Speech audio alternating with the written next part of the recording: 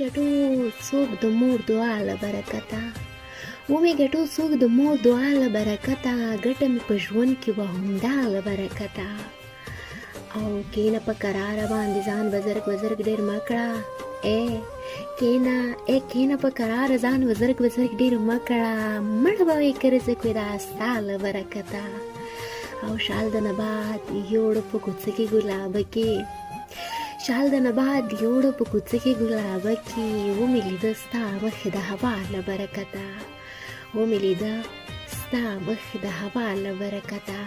او ویلې وصاله ته زما مینې شاعر کړلې، وویلې وصاله وصاله ته زما مینې شاعر کړلې، وپېژندې خلکو ته زما له برکته، وپېژندې خلکو ته زما له برکته.